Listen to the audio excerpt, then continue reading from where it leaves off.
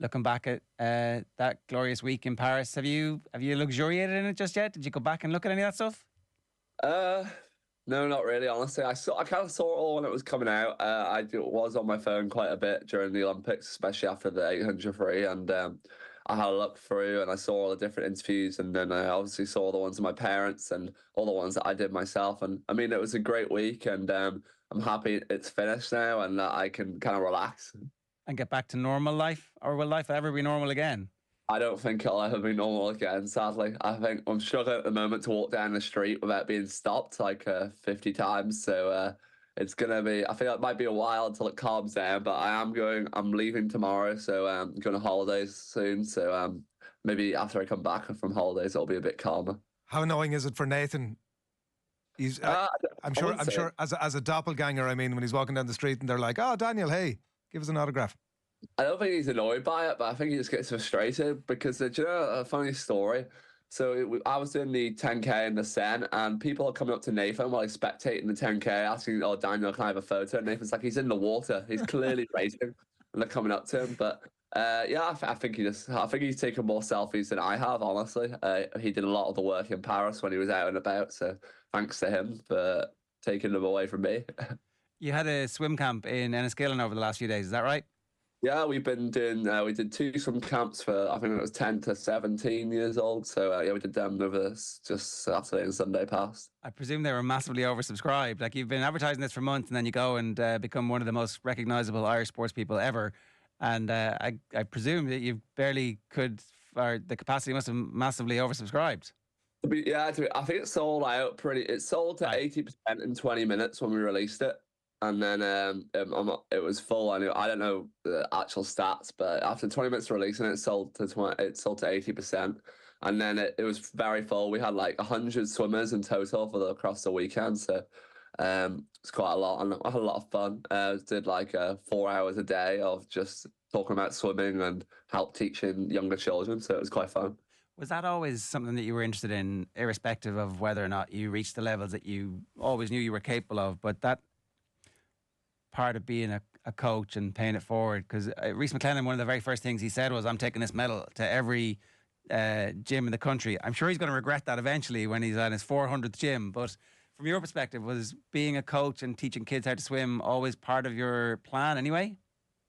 Honestly, I've never wanted to be a coach or a swim teacher or anything like that, but the reason why I did the swim clinics was because so many people asked for them. Like, I would never have thought to do any because I didn't really feel a need, but then every child, I think, wanted to see what Olympic champion does and wanted to hear me speak and wanted to hear my opinions on how they should swim fast freestyle. So I think it was like a no-brainer there. And after the Olympics, well, on the lead up to Olympics, I know I was going to win, and I was already double world champ, world record holder, triple European champ going into it. So I was like, yeah, we'll just do this. I'll have a go, see what it's like. But I don't know if it's going to be any more. I just have to find the time because I'm still in full training, obviously. I'm only 23 and I've got another at least 2 Olympic cycles on my radar. So we'll have to see what happens in the future. Yeah, well, some of the swimmers in the 10K were actually quite old, so you could have 3 or 4 Olympics on your radar if you wanted. Yeah, well, I mean, my goal has always been to be a 4-time Olympian. I've always wanted to go to, I want to try to do an Olympics on every continent. I don't know if there's going to be an African Olympics, but we will see. And we'll see what happens, I guess. I meant for the next Olympic cycles at 4 in total, where I'm actually going to be in the physical shape to still contend for medals. Right, okay. That's what I meant. Yeah, fair enough. The ones after that, I doubt when I'm 36, I'm going to be swimming 1500s, to be honest. Maybe the 10K though, right? Well, we'll see. I don't know. I have retired from the event, so we'll see. We weren't sure if that was an official retirement or an immediate aftermath. I feel so sick, I'm never doing that again. And that maybe after passage of time, you're like, actually, you know what? I quite enjoyed that, but maybe not. Well, I put it in this perspective as, so they're interviewing me 2 minutes as soon as I get out of the water after not speaking for 2 hours. If you think about it as if you've just done a hard run and or like a normal training session and it's really intensive, and then the interview is 1 minute after you've just finished, you're probably going to tell everybody you're not going to do it again. So yeah, maybe you're right. Maybe I will do it again, but at the moment I've got no plans. You got pretty sick after that. Was that automatically put down to the quality of the water in the Seine, or was it just sheer exhaustion? Did you find out? They can never put it down to like 100% of what it was, but they're pretty sure it was from the water. But to be honest, who knows? I'm happy it's over. So You missed out on carrying the flag at the closing ceremony, which obviously you'd said straight away you were mad keen to do. Is that the only disappointment from your time at the Olympics? uh, to be honest, I wouldn't even call it that much of a disappointment. It was obviously a great honour to carry the flag, and I was pestering Gavin nearly every day to make sure I could do it. That was our chef de mission. But I'm hopefully pretty sure. If I keep saying that I can carry the flag in LA, then they might eventually let me do it. And also, swimming's in the second week now, so it makes it a lot easier for us swimmers to go to the opening ceremony. So I actually think it's better to carry the flag on the opening ceremony than the closing, because I feel like more people will watch the opening ceremony than the closing. So I think it's going to be a fun event, hopefully, if I get to carry it there in the next Olympics. What does the intervening period between now and LA actually look like? Because you've got a rivalry with the 1,500 meter winner, and that's the type of thing that like the whole country can kind of tune into and get behind you versus Fink, like over the next 3.5, 4 years, assuming he continues all the way to LA, because I think he's only 26, 27, so we should expect to see him a good bit. 24. 24, right. Yeah, to be honest, we'll see what happens. I feel like American Olympians seem to change all the time because they always have such new talent coming up, some younger guys. And I'd love to race Bobby. We're great competitors, and we push each other, and long live our rivalry, I guess. But it's not just him. There's like 7 people at the moment who all go at the same time in the 1,500. So it's really just like a massive race to see who can get the hand on the wall first. So, I'm looking forward to it. And the next couple of years is going to be very fun and a lot of good races. But from your perspective, do you focus on the 1,500 for the next year and a half, or do you do 8 and 1,500 interchangeably? Does it matter which you train for? Training's basically the same. I think it's just on how I feel, honestly. Like for the 800s, you need a lot of like easy speed, so you can go out fast, because I'm repping in my 400 free PB when I'm doing it, and it's just like keep it up, honestly. Just keep up the easy speed, but that kind of just comes with taper. So I feel like in the 1,500, you can do them both equally as good as each other. It's just I think at the Olympics I was quite wrecked going into the 1,500. I've been thinking back on it, and some of the stuff that happened and all the stuff I did in between the races, I probably would change a couple of things to make sure it's in full 100% shape. But I gave it my best, and I got a bronze medal, so I can't complain. I know, 100%. That's the whole point of these things, isn't it? You have to live them to learn the experience. Would you just talk us through a little bit of what you're talking about there in terms of, is that just like the emotional high and dealing with it, and then some of the commitments that you now have because people want your time, or what are you talking about? Yeah, I just did quite a lot of media the next day, and then I didn't get to bed till late, and I wish I slept a bit more, honestly, after my race. I probably got about 4 hours the next day because I just couldn't sleep. And then I would have just stayed the whole day in bed, honestly, and just try to rest. And then in terms of training, that was perfect. I didn't need to change anything about that. But then also in terms of I obviously love swimming, so I like to go watch it. And I want to especially watch all the Irish athletes. At some stage you need to really kind of be selfish, because I remember the day I went to watch, I didn't get to watch Mona's final because I was preparing in between the heats and finals. And then after the next day, after the final, I went and watched Tom Fallon's 50 freestyle semi. And I was just like, I got to bed at 1 a.m. then the next day as well. So I think it was just affecting my sleep. But I kind of like have to find a good balance, because I really like to watch, and I also want to watch my friends who race. So maybe next time I'll have to think about different ways, but we'll see. Hopefully the racing's not on as late, so maybe they could change that a bit. Your pre-race bits, Daniel, they write it in the history books, and like also the stuff that my kids were doing when we were watching the stuff when we were on holidays, the phone and landing in the pool afterwards. Is that stuff, how far in advance are you coming up with that stuff?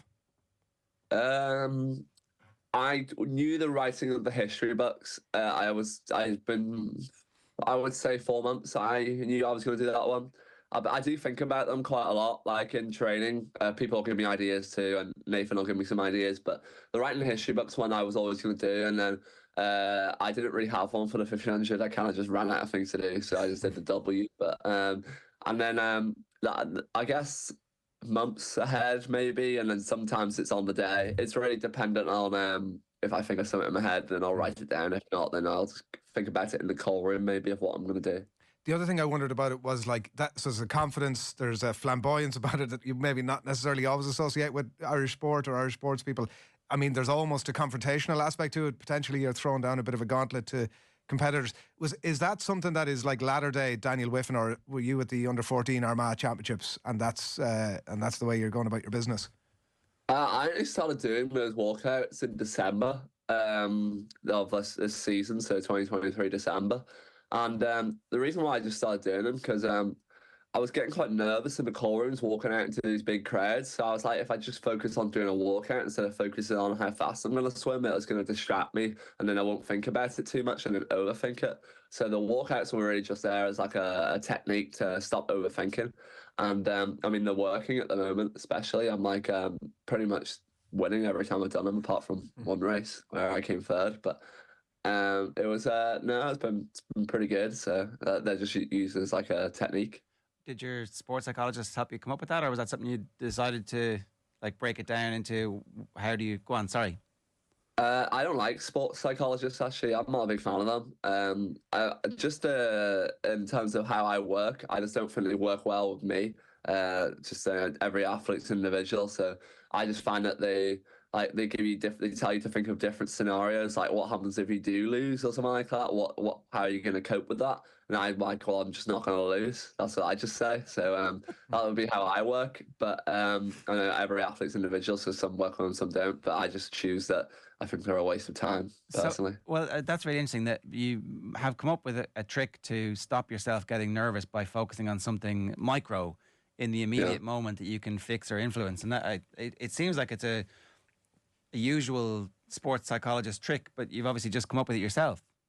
Yeah, well, I mean, I've tried a different sports psychologist out over the years, and none of them seem to work well with what I wanted to do. And a lot of them, well, I think the last one I had told me I didn't need a sports psychologist because they said I'm borderline delusional, that I can just believe something that maybe isn't necessarily true. But I just have that self-belief in myself, and it's like, if I say I'm going to win the Olympics, I'm going to win the Olympics, and I'll make sure that everybody knows it.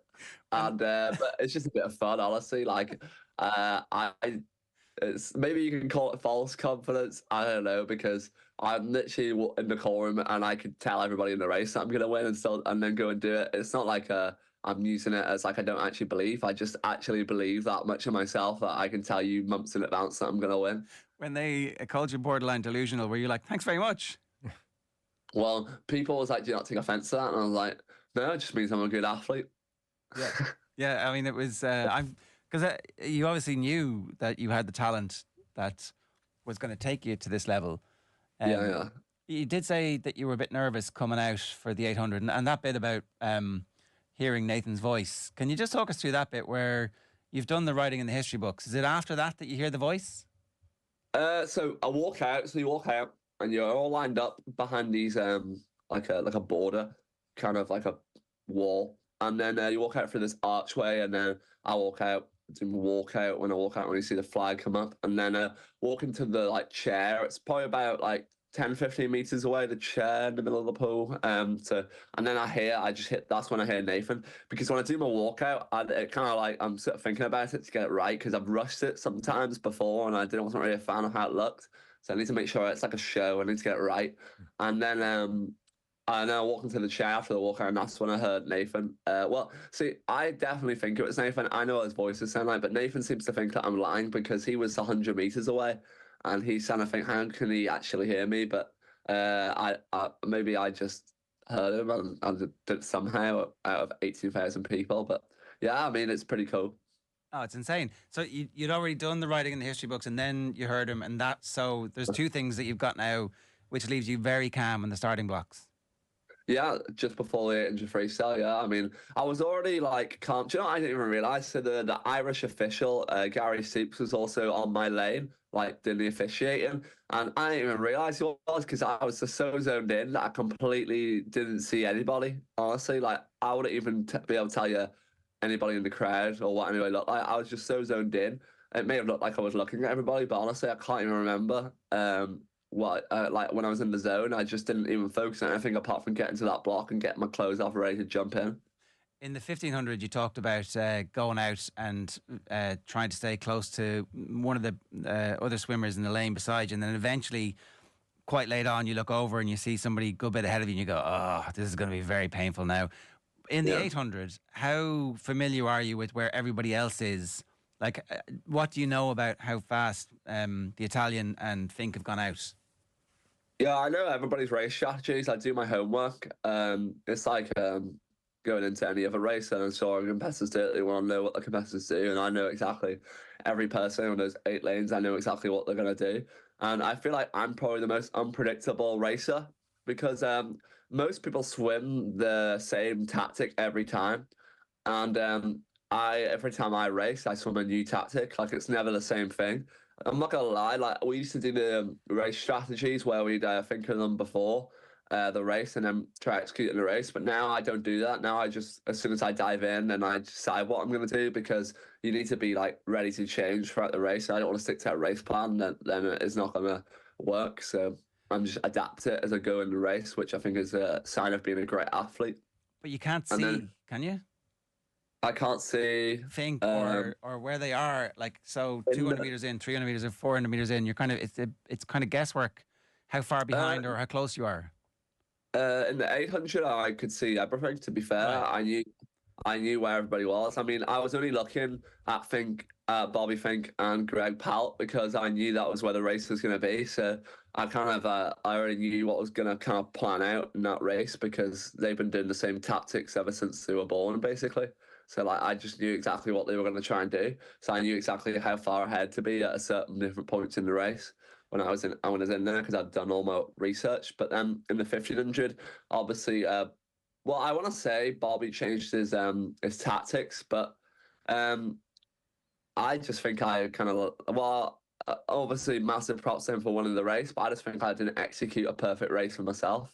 And I mean that's going to happen. You're not going to be able to hit everything with perfectly, but my heats were like way better. Like I went 14:40, I went 14:39 in the heats, but my heats I slowed down at 1,000 meters. I reckon I could have broken the world record in the heats if I wanted to, but it was about saving energy.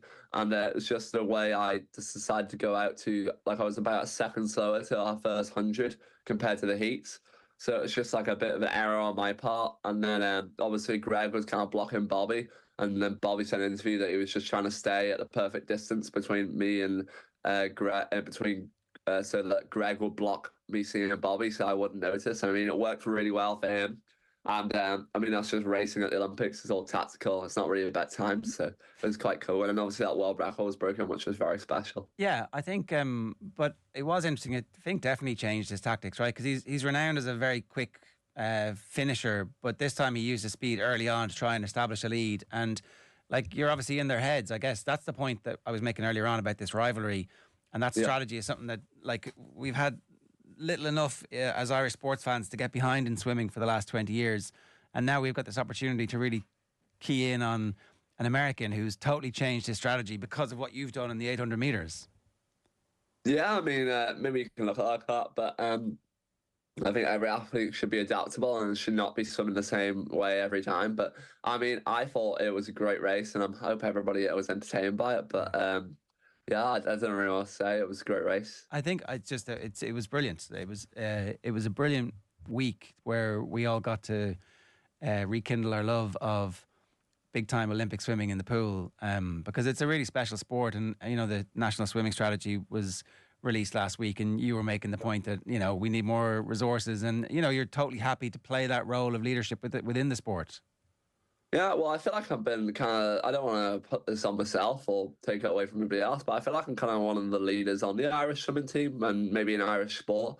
honestly, because I've been over the past year, I've just been like winning everything, and hopefully been trying to like bringing more attention to our sport. And honestly, I think swimming is like everybody's favorite sport. Like underneath, you know, I mean, everybody loves to watch swimming. It's very entertaining, and it's always good racing, and it's very easy to watch. It's not like you're running around a 400-meter track and like you can't see certain corners of it when how far away people are. Something's very easy to watch because it's not too far away from anywhere where you sit. And I think that's why it's going to be like, well, I think it actually is like the #1 sport in Ireland at the moment, apart from like personal exercise. But so we'll see what happens over there in the future. But we're going to hopefully get a lot more swimming fans, and I think whatever. But I was going to say like, so I obviously swim 400, 800, 1500, and now the 10K. I was like, in athletics terms, I don't think you ever see people do that ever. So I think maybe swimming is just a better sport in general. I think that's coming across loud and clear. I'm interested to that bit of a chat there about what you could see in the pool, Daniel. And Gary O'Toole would often talk about the uniqueness of swimming in the sense of, you know, particularly back in his day, you're looking at the blue line up and down and there ain't no distraction. That's sort of it. And like, it's a very inward mentality, I guess. Technology, I presume, has sort of overridden a lot of that in terms of being able to listen to stuff. What are you doing the many hours that you're spending going up and down? Have you podcasts? Are you keep them out of your ears? Or what's your approach to that? I would actually disagree with Gary there. I would not say swimming is just about looking at the floor the whole time. Honestly, I feel like half the time I'm like, if I'm in a training session, I'm chatting or I'm looking at other people to make sure I'm beating them. And the same thing in a race. I'm never looking at the bottom of the floor. My mind is always moving and it's always rolling and always like thinking about what's going to happen next and stuff like that, and tactically and in the race and thinking about what other people are going to do. I don't think I ever zoning out in training ever or in a race because I just always moving. But I don't know, maybe that's just me, but I guess I'm always busy when I'm swimming. So you don't listen to you don't need the distraction. You're just fully engaged with what you're doing. I don't even have music on when I swim in the pool. Honestly, we just swim in silence and chat. Like I've never been one. Like I don't. If I was bored in swimming and had to listen to music or a podcast, I wouldn't swim. Honestly, that would be like a turning point in my head, thinking like, well, this is really that fun that I have to distract myself with a podcast or music to swim. Where I just be around people. I've got 10 guys in my squad that I just race, and it's a bit of fun. How do you chat to people when you're when you're swimming? Yeah, you know, it's actually pretty easy. I don't like we're not swimming for like 2 hours straight. We have like 30 seconds on the wall each time. So we're normally like we have like a conversation that probably could last about a minute, but stretched out for like an hour because you're touching, talking a bit on the wall, then you're pushing off, and then come back to the conversation about 2 minutes later and carry on. So I mean, all I'm doing is talking, or I'm talking to my coach, or thinking about different technique. It's like you're all thinking all the time, so it's quite fun. I don't know if it was accidentally or not, retired some of your mates from Loughborough when you were doing media ahead of the 10K. So it's going to be a different training group, I suspect, when you go back full time. Is Loughborough going to be your training base now into the future and forever, as far as you can tell? Right now, yes. I've got another year at least, and then I guess I get to decide what to do. But I'm probably, from my head, I'm probably gonna stay there until I finish swimming. I don't see myself moving. Maybe I'll definitely move house or something like that. But no, in terms of staying in Loughborough, I think I'll be there for the foreseeable future. And I'm sure my coach, if he's watching this, will be happy to hear that one. But he already knows. So, but in terms of like, yeah, my training squad is definitely changing. We've got a lot less, but a lot of people coming in. Like all the older guys now who were 27, 28, 30s are all moved out now. Same with all the women as well. So it's just going to be me and Nathan, I guess, as top level international swimmers, and then it's going to be a lot of younger, like British and European swimmers. So you're gonna start to push me a bit on, and hopefully I see them start making the push for medals at major champs. And I'm really looking forward to helping them out and push them on too. Because even though I was saying this yesterday on my swim clinics, like, so when we train, obviously I'm quite a bit faster than everybody now. We say about 40 seconds or maybe a bit more on the 1500 PBs, but everybody finds their own, as everybody's good at something, or not very good at something else. So I find different areas where they can push me, even though they're slower. I still lose reps to them because I mean that all they want to do is try and beat me, and all I want to do is try and beat them. So it's always like a big good race all around. But I'm looking forward to getting some new people in and new people to push me on and stuff like that. It's going to be a lot of fun. Do you have an off season? Yeah. So, well, normally on a normal swimming year, I would get a week off in the summer. But this year, I'm lucky that I get, I'm pretty much taking 2 months total from when the Olympics actually finished. But I would personally not say it's 2 months. I would say I get a month because I've done now 3 weeks of media, basically, where I've come back from the Olympics and I just, every day I've had to do something where I've been constantly busy. So now I'm going to go on holiday and actually like just decompress, take everything in with my friends and just have a lot of fun and go party. Because I know I said that in my interview after the open water, but sadly it didn't happen. So now I get to start. And sorry, then you'll come back and train at the same level of intensity that you kind of train all year round, or does it? I know you taper. So obviously we taper into competitions. So you're getting down meters anyway. So normally when you start a new season, like when I take a week off, I still have to start quite low mileage because if I go straight back into the 8Ks that I was doing before, I'm going to end up getting injured because I haven't touched the water. And if I don't touch the water within a week, I just kind of like my shoulders kind of get used to not moving as much. So then I just get used to them moving. So when I come back in October, I'm gonna have to start building up the meters. So it'll probably take me about 2 weeks to get up to the normal training volumes, and then push on from there. But our December phase, our like phase of swimming from normally September to December is normally we don't go above about a 165 heart rate in sessions. It's just more about building the aerobic base, and then after January and onwards, we push it on to get into near max heart rates. So this December, obviously, I have 2 months training before World Short Course Championships. So I'm going to try and win that one because I've already got the European Championships long course and the World Short Course Championships to win, and then I've won everything. And then I added in the Commonwealth Games, but obviously not a lot of people can do that one, so it's not really a major championships, but I count it. So Fair enough. That'll be the last one to win, I guess. What is max heart rate?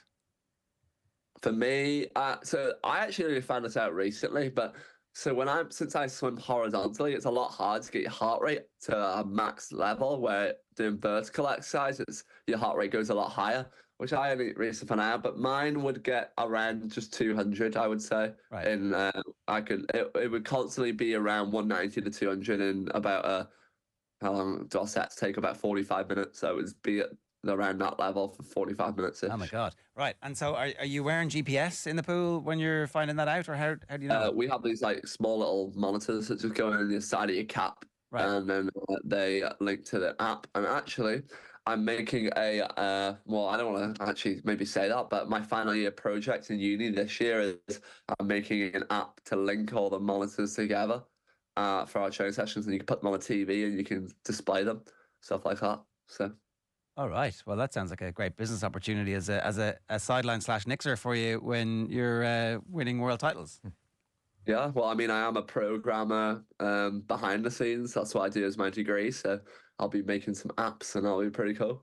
Do you find it's important to have stuff going on in your life that isn't swimming? That isn't, I mean, obviously, it sounds like you're using your programming experience to help your swimming, but do you know what I mean? That isn't like, okay, I'm now obsessing about what Bobby Fink or whoever is actually doing today, that there's another side of your brain that's active. Well, when I'm not swimming, I'm not thinking about swimming. Like, to be honest, a lot of the time I'm playing like PlayStation or, I don't know, doing stuff with my teammates. Or to be fair, we normally just play PlayStation because all my teammates play PlayStation. So we're all on like playing together. So when we're not training, when we're not with each other in training, we're with each other online on the PlayStation. So we're actually kind of talking the whole day. But in terms of like college and university and stuff like that, well, it is a great distraction, but personally, I'd rather not have it as a distraction. It's quite hard. So when I finish my university, I'll be quite happily be sitting at home and sitting on a sofa instead of turning up to lectures and doing all the work and revision. But we've only got one more year, so I'll happily have the distraction for one more year, and then I can become a nice professional athlete, and it'll be great. Fair enough. Last one for you. Was there anything that was surprising about becoming an Olympic champion that you're like, "Ooh, I did not expect this." This was, while I'd visualized winning and the anthem and the podium and the bits that come after, was there stuff that you're like, "I didn't quite expect this"? To be fair, I actually think it's not as what I expected in terms of I thought it'd be better. Maybe I like assumed that becoming Olympic champion it'd be like you're like the president. That's what I would have expected it to be. But in terms, I guess it was after the race, it feels really good. You don't really know what to think. I struggle, right, because my best friends will like say to me, "Oh, do you not wake up and just think, damn, I'm an Olympic champion?" And I was like, "No, I don't." To be honest, half the time I don't even. Sometimes I forget. I like don't, it doesn't even bother me. It's like it shouldn't really define myself that I'm Olympic champion. I like to be. I'm just Daniel Wiffen, casual swimmer who sometimes wins some medals and is very nice and people can talk to you all the time. That's how I want to be.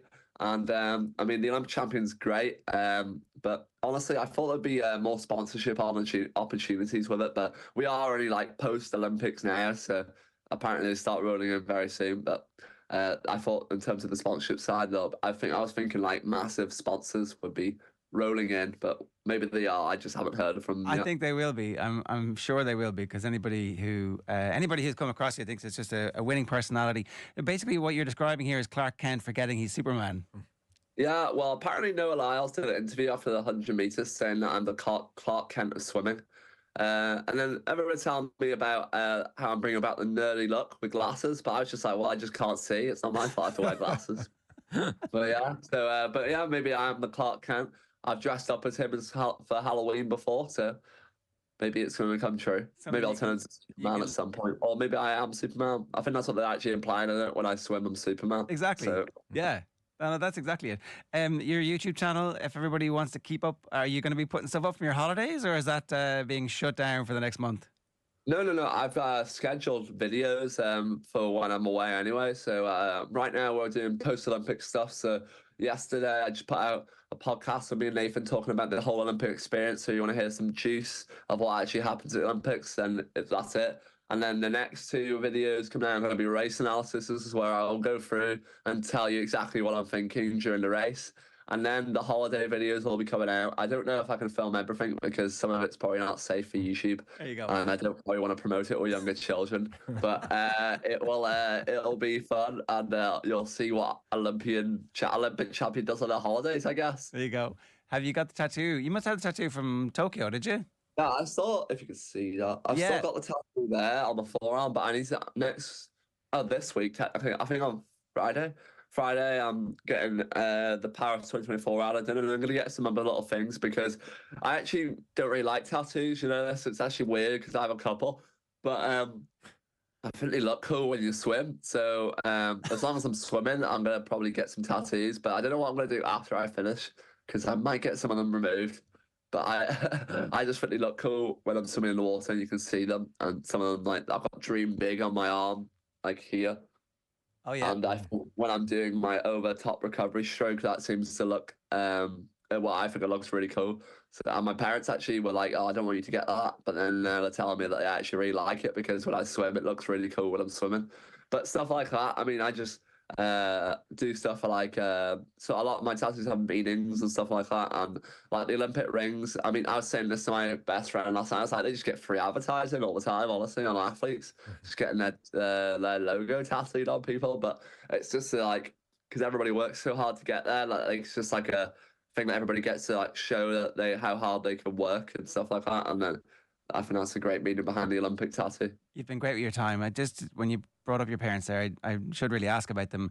The swimming parents, they have it hard because they've got to get up very early in the morning to drop the kids to training. Yeah, it's a hard life being a swimming parent. I don't know if I want my children to swim if I eventually have any, but I feel like it is a hard life. You kind of have to they kind of have to be quite. What's the opposite of being selfish? I don't know that. Selfless. Whatever that. Yeah, selfless.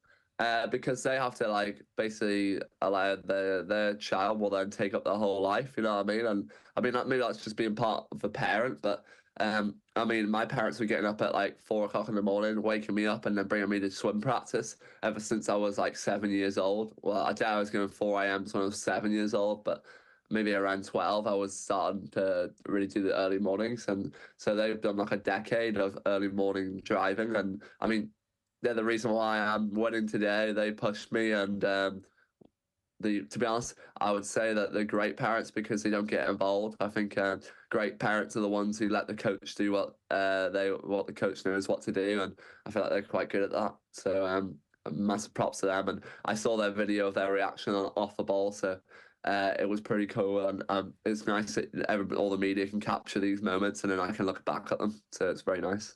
Daniel, you've been great. Congratulations, and enjoy your month off. I'd say it's going to be the greatest month of your life. Well deserved. Cheers. Thank you very much for having me. It was great to be on.